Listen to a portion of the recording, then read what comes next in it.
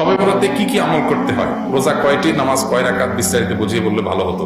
এটা এখনো পর্যন্ত এই মাসালা জানে না এমন মানুষ আছে কিনা দেশে খুব বেশি, আমার জানা নাই। দীর্ঘদিন থেকে ওলামা ইকরাম অ্যাওয়ারনেস করছেন, সতর্ক করছেন। দেখুন, লাইলাতুন নিসফে মিন শাবান, মধ্য শাবানের রাত, এর ফজিলত সাব্যস্ত আছে। আল্লাহ তাআলা এ রাতে মুশরিক হিংসুক ছাড়া বাকি মানুষদেরকে মাফ করে দেন।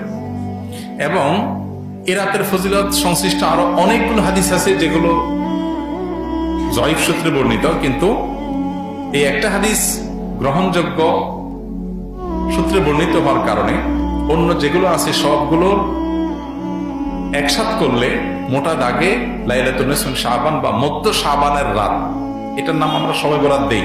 আসল নামটা, হাদিস দেওয়ার নাম কোনটা? লাইলাতুন নিসফে শাবান, মধ্য শাবানের রাত। শবে বরাতের আসল নাম না।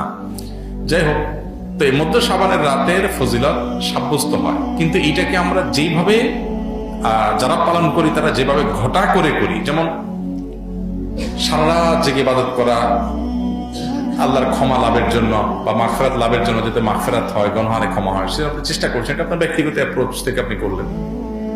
এই রাতের রোজা, এই দিনের রোজা আপনি আইয়াম বীজের রোজার অংশ হিসেবে রাখলেন, শাবান মাসে বিশেষ রোজা রাখলেন, রাসূলুল্লাহ সেই হিসেবে রাখলেন, খুবই প্রশংসনীয়।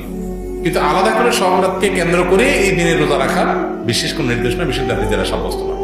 এর বাইরে এই রাতকে শবে বরাত ভাগ্যের রাত মনে করা।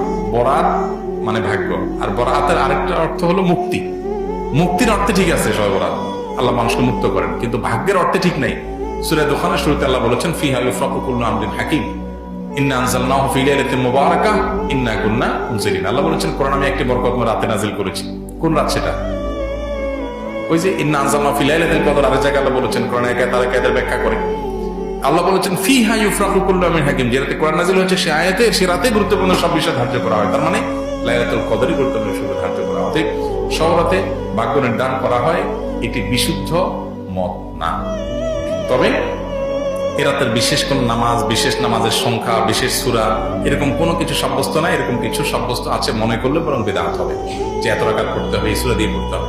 আল্লাহর মাগফিরাত লাভের জন্য আপনি যদি চেষ্টা করেন, সেটা প্রশংসনীয়।